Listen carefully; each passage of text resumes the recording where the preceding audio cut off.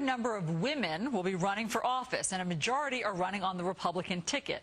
Dana Perino sought out some of the GOP frontrunners and asked them why they put their hat in the ring.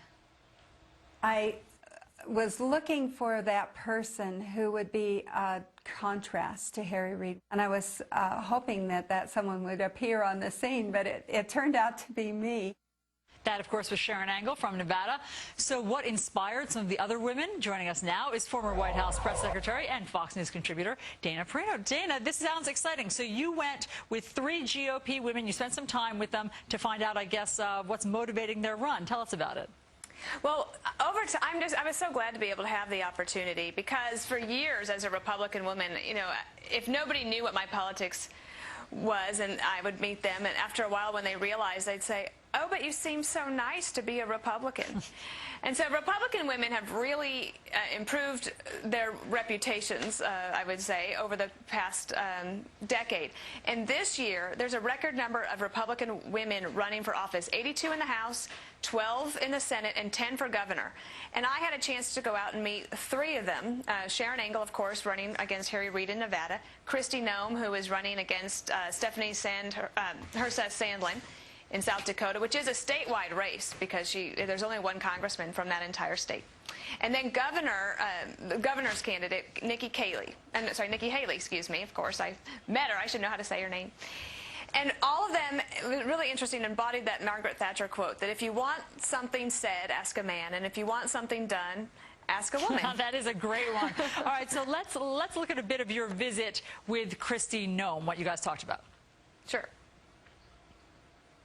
I've traveled all over the state throughout the primary. That's one thing that people keep talking to me about. What about our children? You know, we need somebody who's going to go there and fight. What else did she say when you spent time with her?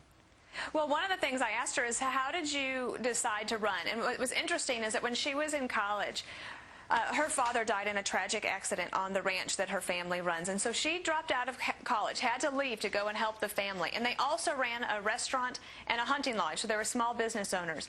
And she started to feel the weight of government intrusion on the ability for small business owners to really make a good living. And she decided that if she was actually going to do something about it, she would have to run for office. And as you can see, she has 3 beautiful children. The 2 daughters are there in the photograph with the horses. The son, he is a little bit more shy and younger, so he was off to the side. But a wonderful, very grounded person, and has a chance to win. She's up in the polls. All right, let's take a peek at your visit with Nikki Haley. Okay. I don't want a house full of Republicans. I don't want a house full of Democrats. It's the mix that makes it work. And that's true for men and women. It's true for Republicans and Democrats. We should celebrate this, because the more we bring to the table, the more good debate we can have and a better government. She, of course, had a bit of a tough run of it during some of the campaign. What did you find when you met with her? Again, somebody who is very grounded, who is a small business owner. She's also an accountant. And I think that one of the reasons she appealed to the primary voters in South Carolina is that she has a strong economic message of how are we going to create jobs in the state and make sure that people have money to spend. I loved her quote there. And one of the things that we have in the Congress is very few women, especially Republican women, representing us in Congress. And so that's going to change this fall.